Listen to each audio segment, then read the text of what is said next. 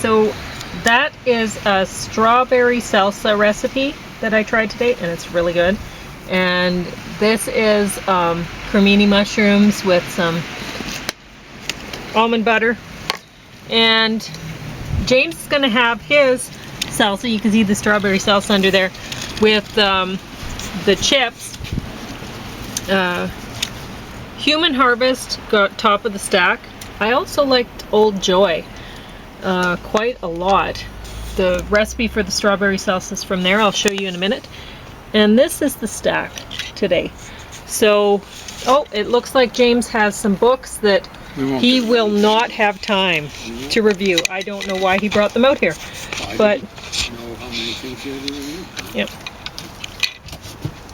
Anyway, so the recipe for this strawberry salsa. Now, I'm actually going to eat these ones, and James is going to have the chips with the strawberry salsa underneath, because he can eat a lot more strawberries than I can, and that's about it for me. So anyway, I forgot to put the see, I didn't add the yin yang carrots from this recipe because I pickle my own sweet carrots for bami subs, and I was just going to put that in but so the recipe is a little bit different because I didn't put the carrots in. But anyway, I tried it when it was fresh, because the recipe, if you were reading it, Julie O'Brien and Richard J. Clemenhage said to make it and eat it fresh, eat it right away. Don't store it. And well, we were going to go out for a walk and stuff, and so I made it ahead of time and put it in the Tupperware, and honestly it doesn't look as good, and we'll see if it tastes as good. It tasted amazing when I had it earlier this morning. I just had one piece of strawberry with the, you know, that was seasoned with the stuff.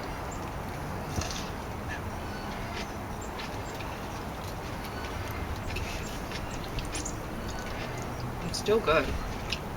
I figured it.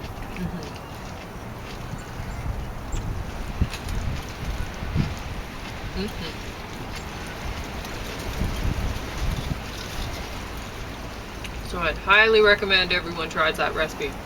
Yum. So mine is this one? Is that what you're saying? This one then? Nope.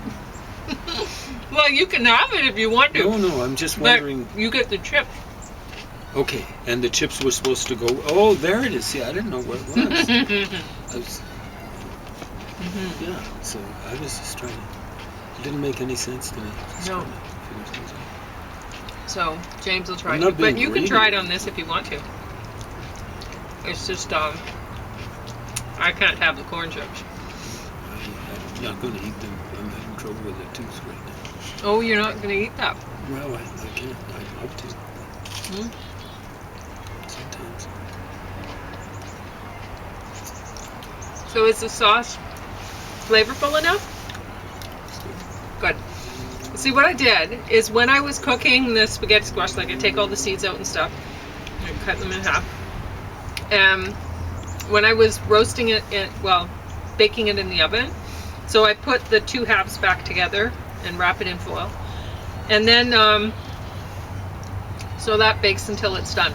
This time what I did was I put a bunch of garlic cloves inside of the squash to just roast away in there while, basically almost steam, while the spaghetti squash was cooking. And then I took them out and I put them in the food processor with some, I got toasted hemp seeds from, normally I would not like to get toasted. I would like them to be raw, but I can't find them raw. I suppose there's probably some sort of, they're regulating hemp seeds and they don't want to give you actual raw hemp seeds because then you might plant them and I don't know. But anyway, I can't get the raw ones from Bulk Barn. I get the toasted ones, and I can get hemp hearts, and I can get raw hemp protein powder. That's the only raw. So anyway, the toasted hemp seeds were on sale for really cheap, like less than $1, 100 grams. So I got a bunch today, and I put them in the coffee grinder to make them into a powder.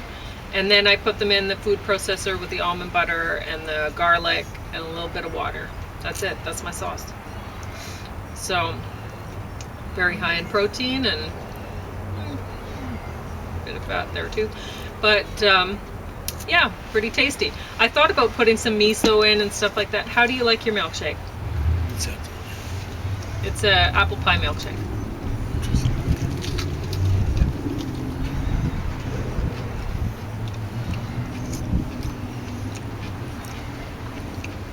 Tastes good. Good.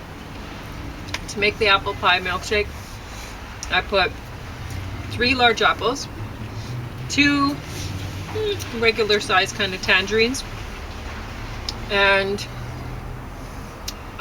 skim milk, and some apple pie filling, and a little bit of soy vanilla meal replacement powder to make it vanilla-y.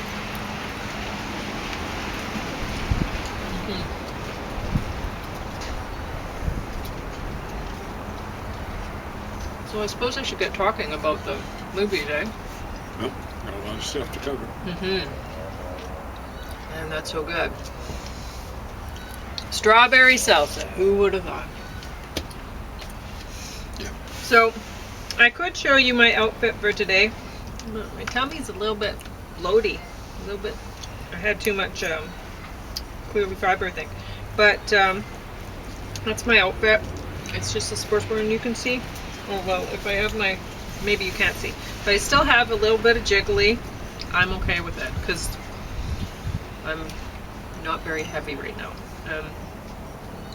So I want to try to stay here this way. And James wants me to too. So I don't know which ones we'll talk about today. I really liked Old Joy because it's about a couple guys that go off on a quest to find well, the one guy's been there before, but he can't really remember exactly where it is, but he thinks he can, and eventually he does get there. But he's in search of hot springs, and wow, does it look amazing. And it just makes me want to get out there.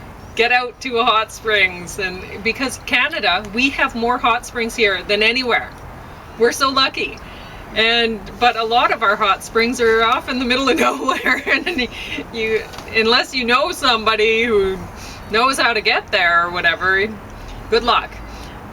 And some of them you have to like take horses out to get to them or whatever, which is weird because you'd think they'd be a major attraction or something like that, but I guess the authorities figure, oh well, we have hot springs here and there, and we don't need to,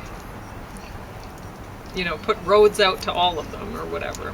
And the owners of the big ones, hotels near the big ones wouldn't be that enthused. No, they wouldn't if all of the hot springs were accessible. Have an oligopoly, yeah. Yeah, they do.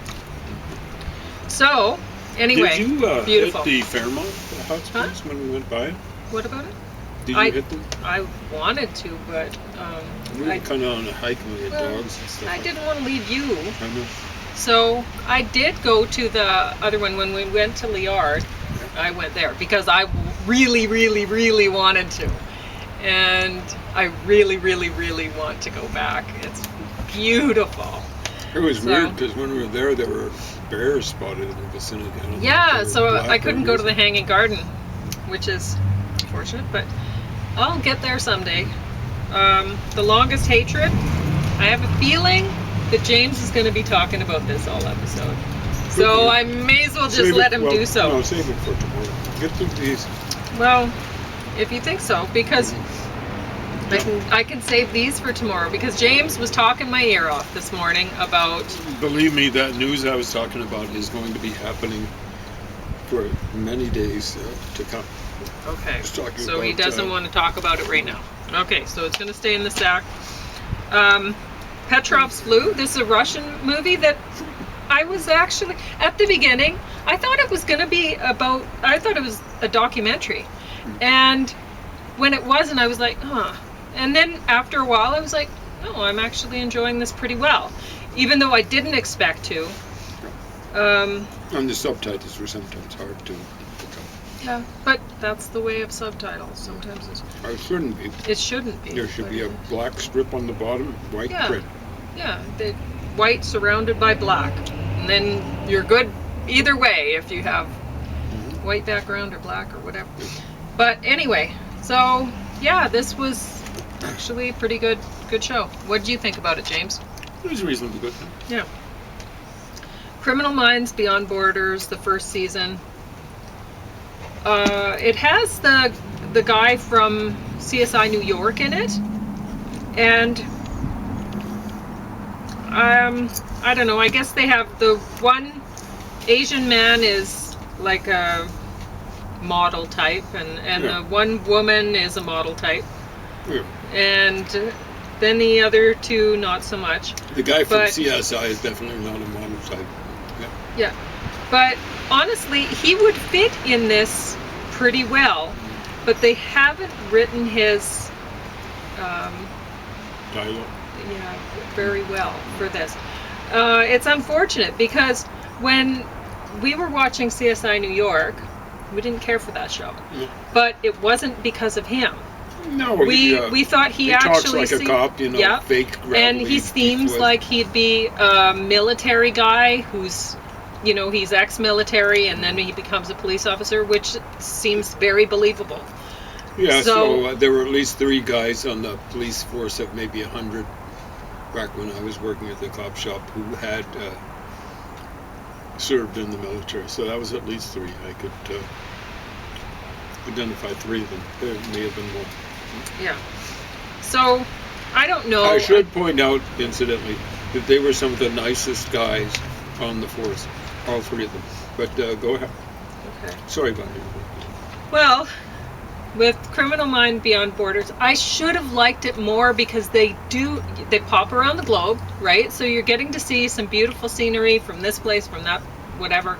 And I like that. I like it when I get to see beautiful scenery. That's a lot of Old Joy. I really like Old Joy because I get to see some beautiful Canadian, well, it's Oregon, I guess. But, whatever. Canada. Looks like BC to me. And it just wouldn't be hot quite springs, as right? wild as BC. BC's really wild. So, but yeah, I don't know. I just didn't care for Criminal Minds Beyond Borders for season. I had seen it before, barely remembered it, and watched it again. I was something preferred to work the out, too. original Criminal Minds. Oh, I of might course. still be running it because it was so hilarious. The way they'd get into a circle and they'd just go around the circle. This and this. Yes, and this and this. Yes, and this. There's no. Well, One thing- I wonder, you know, or whatever. I guess they have this chubby woman because they want to seem all body positive or whatever. Yeah. But honestly, okay. But don't have her chasing after guys running away. That's ridiculous. They had So at that least might one be time. part of Like, why I was like, Okay, here I'm catching up with this yeah. this youthful Kinda stupid. male criminal. I have lots of mushrooms under my nails. Okay. I did want to point out it was kind of hilarious.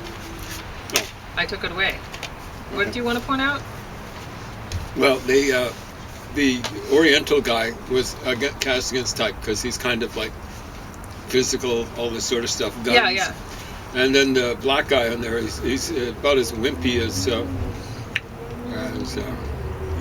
Steve Urkel. Is that the name of that guy who Yeah, had yeah. the Wonder Wedgie pants and suspenders and glasses and stuff like that? Well, okay, I guess like is some black individual, African American individual going to look at that and say, "Man, I want to be that. I don't want to be like some stupid hip hop idiot or whatever." Anyway. I don't know. A lot of the acting was not so great in that either, in Beyond Borders, so I don't know. Yeah, The Handmaid's Tale season 6. So this was the worst season of The Handmaid's Tale.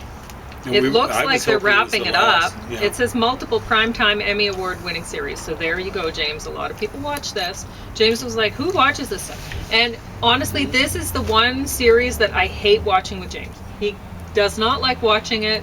and it just makes me grumpy every time we sit down to watch it together. She got grumpy. Oh, yeah. Making comments about it. Yep. Because it's not like Margaret Atwood is my favorite author or anything like that. She's really not that good. But Hugely. I read a lot of her books in my youth and enjoyed them well enough. And then finally I got to some sci-fi stuff and it was really bad and I couldn't do it anymore. So I don't know, something happened, just wasn't for me anymore. Maybe I grew up. But honestly, I think that they're not really talking about Christianity here. James disagrees. And so really this is not a show that we can watch together anyway. So that's that. I'll say I think it's interesting that what's her name?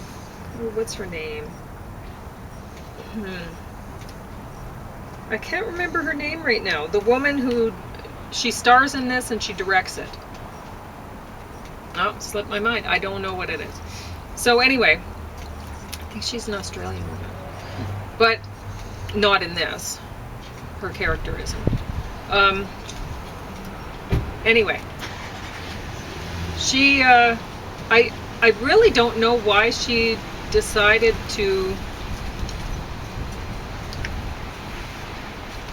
play this role. I like her in this role, whatever, but it's she's this character, June, is an idiot. She's such an idiot. She's not a good revolutionary. She's making terrible mistakes all the time, and people are getting killed because of her mistakes. So I don't know. She's not a hero. Revolutionaries tend to do. Yeah, I guess. She's not a hero. And but people seem to think she is, and I guess people seem to think that revolutionaries are too. A lot of people do. But anyway, whenever I watch this, I go, "Oh no! Why is she deciding to do this? Or why is, this is anyway." Like at the end, I'm gonna give a spoiler alert here because I'm going to talk about it. It looks like it's the end of the series. The way it ends up, like I can't remember what Margaret Atwood wrote exactly in her book or whatever, but I think they were just reading a little bit from the book, but I'd have to look into it. And it seemed like it was, James and I were talking about, boy is it ever dragging at the end. It's like they didn't know what to do next. Literally And was dragging. In other words, so they were going with slow They were motion. going with slow motion a lot. And boy, it was boring. But the major problem with the end of the show was it just doesn't work. They have, oh, there's our friend the Blue Jay. He's down, see him? He's grabbing something from there. Oh, he's gone. So they've decided, oh, well, we have to put this bomb on, these explosives on this plane to kill these leaders from Gilead, from Boston, right now, or all will be lost, kind of thing. We won't have another chance. And so they end up killing a couple good guys that, they've relied on the whole way along, right? Or, well, and they don't have anybody else that they can rely on the inside. So they've decided, okay, well, we have to kill these, and then that takes down Gilead. Well, how could it? It wouldn't. There's always somebody else to take the place. It's weird we were watching this like the day before Yeah. the United States and Israel take down. So in this show, oh, it works. Oh, yeah, Boston saved. Oh, yay. But it doesn't happen that way. You just, somebody else pops up. Yep. It's useless. So, Cowboys and Aliens. I expected to like this more. I like Harrison Ford. I like Daniel Craig now that I've watched a whole lot of the James Bond stuff. Didn't He was used to like actually him. pretty good.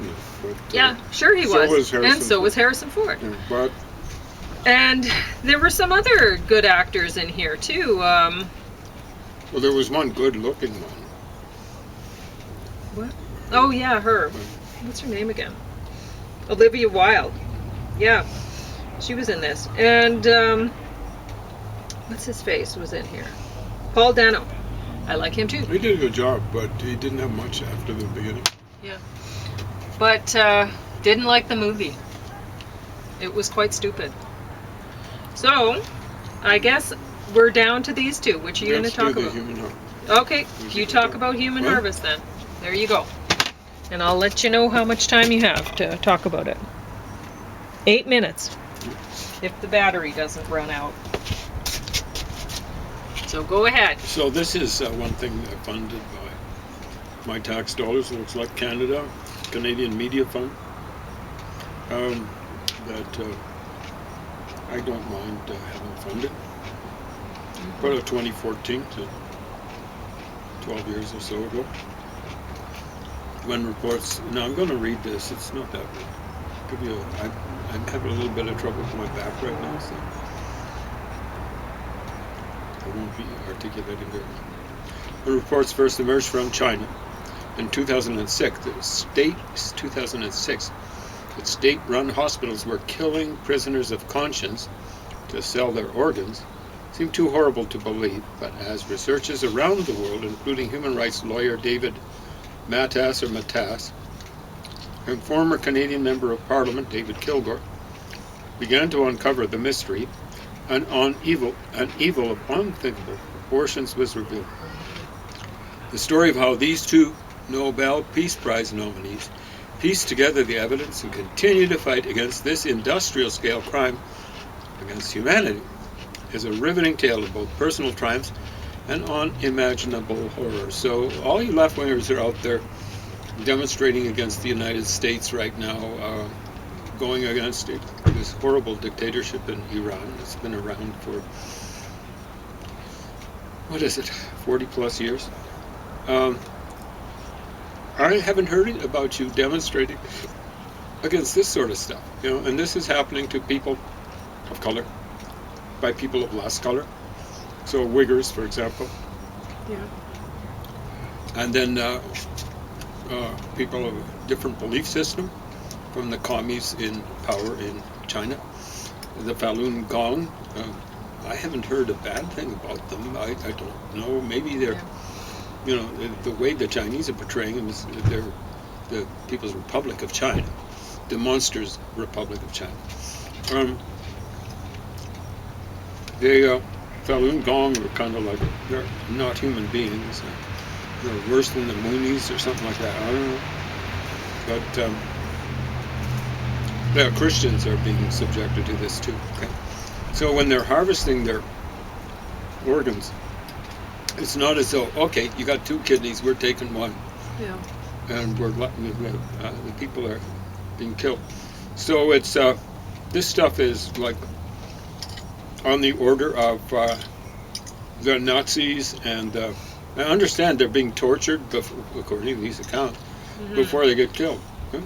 So this stuff is on the order of what the Japanese were doing in the lead up to World War II and during World War II, and what the Nazis were doing in the lead up to World War II, particularly during World War II. So I don't think the fascists, for example, in Italy were doing stuff quite this unconscionable. So I want you lefties out there, you fake lefties, to get out there and start demonstrating against this. I didn't hear much from you, Chim, when the Ayatollah was doing, apparently the last few months, he's killed off 36,000 people demonstrating, or the former Ayatollah. 36,000 people, like activists and dissidents and stuff like that. That's pretty ambitious. But, the left-wingers out there, stop U.S. aggression. Yeah, stop Iranian aggression. Yeah. You guys have no clue. You really don't believe in democracy. Even the Americans kind of have still a semblance of democracy. Nothing like Iran. You guys can go around making all sorts of accusations and stuff like that, like genocide on indigenous people because they're being deprived of their languages. Folks, that's not genocide. All that is hyperbolic, super duper, uber hyperbole. You don't go around saying stupid things like that, and sociologists do that as a matter of course. Two types of genocide, according to them. One is real genocide, and the other is real to them, which is depriving people of their culture, particularly their language. That stuff can always be regenerated. Example, the Jews. Hebrew has up until maybe 48 or something like that was a dead language. How dead? It's been dead for over 2,000 years. I don't think Jesus spoke Hebrew. I think he spoke Aramaic. Maybe a little bit of Greek. So grab a brain, folks. Anyway, horrible stuff. I don't know how many people they were figuring have been killed by the People's Republic of China. This came out in 2014. I think they said 50 to 60,000. Yeah. So it's no small number. Now, was it in this show where some person was saying, I just want to deal with individual circumstances. No, I'm not interested in the that was number. longest hatred. The longest hatred. We're going to talk about We'll that talk one. Yeah, I'm telling you, that kind of yip yap is like Joseph Stalin saying, one person dead's a tragedy, a million deads. This is just. But it looked like there were a bunch of Falun Gong people protesting in the United States, and it's shocking how many people were there. No. In the one demonstration. That they were showing, which is they were very peaceful. They were just kind sitting. of sitting there, I think, maybe in the lotus position. It was a sit-in, Oh. Anyway, which is what I suppose most people would expect from the Falun Gong. I don't know really what they're about. But when I hear about some sort of Far Eastern or Eastern religious movement or belief system movement, I just go, because I can recall reading the Tibetan Book of the Dead. Try to read the I Ching or I Ching or whatever. It's just yonsome. All right. So 15